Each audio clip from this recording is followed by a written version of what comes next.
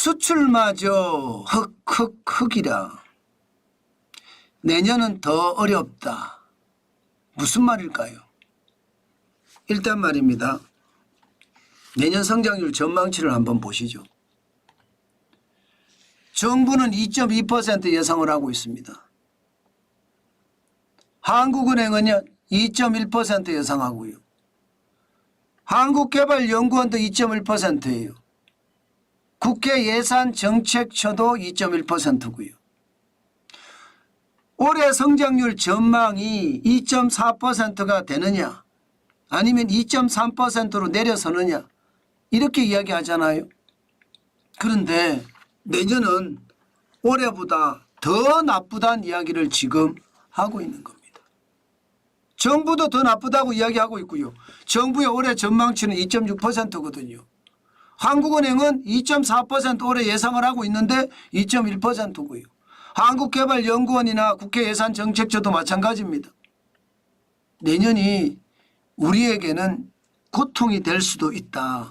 이 말 여러분 반드시 우리가 명심해야 합니다. 그만큼 말입니다. 성장률이 더뎌질 거라는 거예요. 기본적으로 수출이 어렵다는 거예요. 수출이. 지금까지 수출은 좋았어요. 지금 9월까지나 10월까지나 수출이 보면 올해는 1월부터 시작해서 10월까지 다 플러스예요. 심지어 8월 달에는 16.7% 성장했고요. 2024년 1월에는 18% 성장했습니다. 수출이 어마무시하게 성장을 하고 있죠. 그런데 꼬꾸라지는 모습이 보입니다. 10월에 4.6%로 성장하고 말았거든요. 그러면 11월, 12월이 남았습니다. 11월, 12월 동안 성장률이 어떻게 될까요? 이것은 예상하나 마나 수출이 조금 나아질 거는 같아요. 그러나 11월이 작년보다 나아질까요? 12월이 작년보다 나아질까요? 작년에 11월에는 7.8% 성장했습니다. 12월에는 5.1% 성장했고요. 아마 이 성장이 아닐 수도 있다는 이야기, 아닐 수도 있다. 아닐 수도 있다는 이야기가 충분히 나올 수 있습니다. 기저효과가 없어진다는 이야기잖아요. 기저효과가. 그러면 11월, 12월 성장이 진짜 어려워진다는 이야기가 되는 건가요? 여기에다가 여러분 일단 11월, 12월만 봤잖아요. 내년 1월을 가면요. 올해 1월에 18.0% 성장했습니다. 내년 1월에는요. 내년 2월이나 3월이나 4월이나 5월이나 이제는 기저효과 자체가 없습니다. 기저효과 자체가. 그러면 전년 대비해서 2024년이죠. 2024년 대비해서 2025년의 성장률을 높여야 되는데 이거 진짜 쉽지 않습니다. 글로벌하게도요. 지금 시장이 거품이 많이 껴있다. 잘못하면 풍 하고 무너진다. 이렇게 이야기할 정도거든요. 그렇게 생각하면 내년 수출은요. 올해처럼 18% 뭐 16.7% 이렇게 성장하기란 굉장히 어렵다는 거예요. 올해가 이렇게 성장한 것은 2023년 수출이 꼬그라졌기 때문에 그렇거든요. 2022년 말부터 시작해서 2023년 수출이 완전히 꼬그라지니까 기저효과 때문에 우리 성장률이 굉장히 좋았으나 2025년에는 그 기저효과마저도 없다? 그러면 성장의 어떤 발판이 무너진다 이렇게 되나요? 지금까지 대한민국의 성장을 견인해 온 것이 수출이에요. 소비는 최악이거든요. 소비는 말입니다. 불변지수 기준입니다. 소매 판매가 전년 대비해서 마이너스 된 것이 10분기째입니다. 10분기면 마이너스 이게 10분기 동안 전년 대비해서 계속 줄었다는 거예요. 심각하죠. 더 심각한 것은 여러분 소매 판매가 2022년 2분기가 마이너스 0.2%입니다. 2023년 2분기가 마이너스 0.7%예요. 떨어진 데 더 떨어진 거죠. 그죠? 떨어진 데 더 떨어졌죠. 게다가 2024년 올해입니다. 2분기 마이너스 2.9%입니다. 떨어진 데 더 떨어진 데다가 더 떨어졌습니다. 3년 동안. 그러면 소매 판매가 이게 회복이 된다는 뜻인가요? 제가 봐서는 회복이 굉장히 힘들 수도 있습니다. 왜 제가 그렇게 생각을 하느냐. 3분기를 보면 2022년에는 마이너스 0.9% 떨어졌습니다. 전년 대비해서. 2023년 3분기에도 마이너스 2.7% 전년 대비에 또 떨어졌습니다. 2024년 3분기에 마이너스 1.9% 전년 대비에 또 떨어졌습니다. 그러면 떨어졌다는 이야기인데 소매가 아작났다 이렇게 이야기할 수 있나요? 저는 충분히 소매 시장이 아작났다 이렇게 이야기할 수 있다고 생각을 합니다. 문제는 여러분 이제 4분기잖아요. 4분기에 여러분 소매 판매가 좋아지려 그러면요. 경제가 좋아져서 가계소득이 많이 늘어나야 돼요. 그것도 실질 가계소득이. 실질 가계소득이 늘어나나요? 안 늘어납니다. 물가는 고공행진인데 내 월급은 덜 올라요. 그러면 실질 가계소득은 떨어진다는 이야기예요. 그렇다고 정부의 재정정책을 펼 수 있나요? 일반적으로 여러분 11월 12월이 되면 정부 돈 없습니다. 재정정책이 그야말로 최악이에요. 보통 보면 한 나라 예산이 말입니다. 상반기 중에 70% 내지는 75% 집행을 하라고 그래요. 왜냐하면 연초에 경제를 살려야 되니까. 그래서 마중물로 삼아서 경제가 그 마중물에서 활활 돌아갈 수 있게끔 만들겠다가 일반적인 나라 경제를 운영하는 방식이거든요. 그러면 4분기까지 남아있을 돈이 아주 적다는 거예요. 그러면 소매를 되살릴 수 있는 힘도 없다는 이야기잖아요. 이렇게 되면 내년은요. 내년은 예산을 땡겨서 소매 판매를 뭐 상반기 중에 또 75% 뿌린다. 이렇게 하면 좋아질 수는 있겠죠. 그런데 심리가 무너졌어요. 가계소득이 줄었어요. 내 주머니에 돈이 없습니다. 이런 상태에서 경제가 좋아지기를 기대한다는 것은 불가능한 일입니다. 사막 한가운데서 싹을 틔우는 일이거든요. 거의 불가능하다고 봐야 됩니다. 그만큼 내년 경제 올해보다 더 힘들어질 것이라는 것은 누구나 다 아는 사실입니다. 그에 따른 대비책도 여러분 많이 마련을 해야 합니다. 그렇지 않고 말입니다. 무턱대고 내년을 맞잖아요. 최악의 시나리오 쓸 겁니다. 제가 수출이나 소매 판매만 가지고 이러는 것은 아니거든요. 지표는 늘 똑같습니다. 심리지수는 좋다고 해요.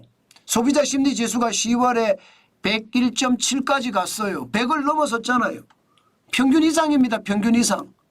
평균 이상으로 계속 높아지는데 이게 말입니다. 심리지수하고 달리 소매 판매는 안 일어난다는 게 문제죠. 게다가 기본적으로 우리가 이야기하는 현재 경기를 나타내주는 동행지수 순환 변동치 2024년 9월이 98.2예요. 100보다 아래죠. 게다가 계속 망가지고 있죠. 계속 망가지고 있습니다. 떨어지고 또 떨어지고 있습니다. 2024년 2월에 100.1이었는데 4월에 99.7, 7월에는 98.3 그리고 9월에는 98.2까지 떨어졌습니다. 상황이 좋지 않습니다. 미래 경기를 나타내주는 선행지수 순환 변동치도 100은 넘었으나 7월에 100.7이었는데 8월에 100.6으로 떨어졌습니다. 상황이 좋지 않다는 이야기잖아요. 그만큼 말입니다. 미래 경기를 나타내주는 지표도 좋지 않습니다. 자, 이렇다면 여러분 현재 경기를 나타내주는 동행지수 순환 변동치도 우하향, 미래 경기를 나타내주는 선행지수 순환 변동치도 우하향, 경기는 점점 쪼그라든다는 얘기. 두 가지가 동시에 또 우하향할 때는요 쪼그라든다는 이야기거든요. 그러니까 세계 투자은행들도 대한민국의 성장률 전망치 내년 굉장히 심각하게 잡고 있습니다. 보시는 것처럼 CT 같은 경우는 1.8% 잡고 있고요. 뱅크 오브 메릴린치 같은 경우 2.5%. 항상 뱅크 오브 메릴린치는 좀 뱅크 오브 아메리카는 좀 높게 잡았습니다. 근데 맨날 틀려요. 그러나 나머지 말입니다. 시티은행처럼 이렇게 1.8%는 아니지만 평균치가 2.15니까 2.1% 정도 성장한다는 이야기잖아요. 특히 바클레이즈 같은 경우는 2%로 낮춰잡기도 합니다.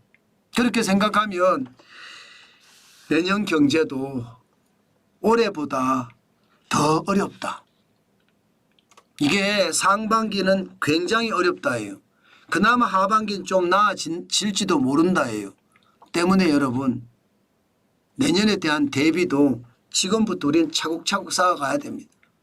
제가 여러분에게 저성장의 늪이 길게 간다고 말씀을 드렸어요. 그런데 그 길게 간다는 말씀이 말이 틀리는 말이 아니었잖아요. 지금 준비해야 된다니까요. 소매 판매가 10분기 연속이니까 2022년 2분기부터 시작해서 마이너스 계속 마이너스잖아요.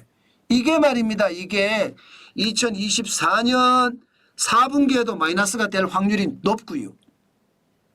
문제는 2025년 4분기가 어떻게 될 것이냐예요. 여러분 어떻게 될까요? 만약에 2025년 1분기가 소매 판매 지수가 마이너스가 나온다고 하면요.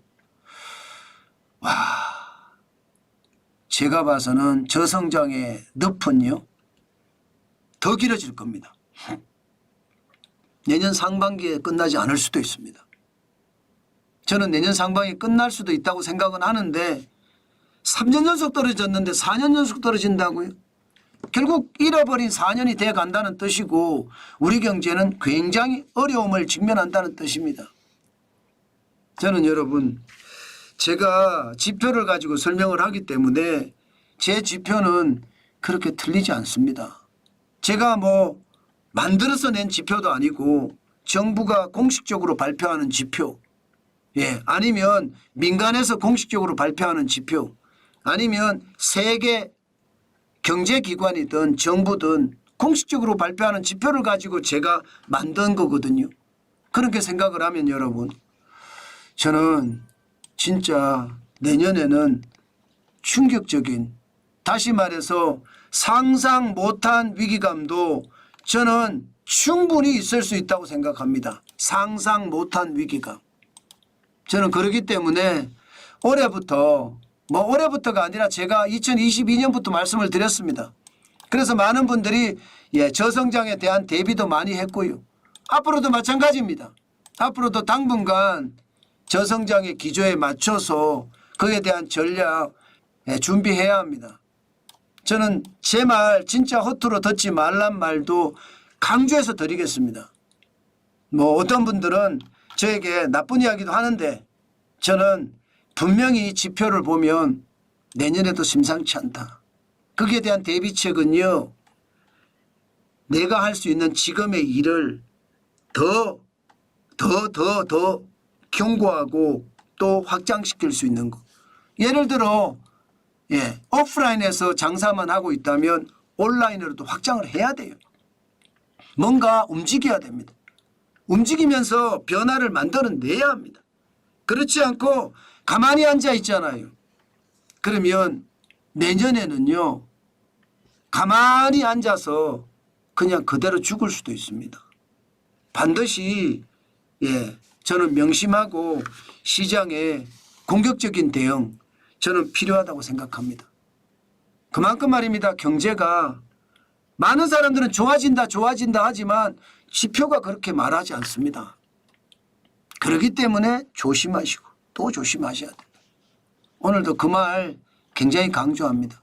저는 거기에 대비한 절약 당연히 할 거고요. 또 제 일을 더 열심히 하기 위해서 더 노력할 겁니다. 반드시 내년에도 올해보다 더 큰 위험이 충분히 있을 수 있으니 조심하시고 조심하시라는 말씀 강조해서 드립니다.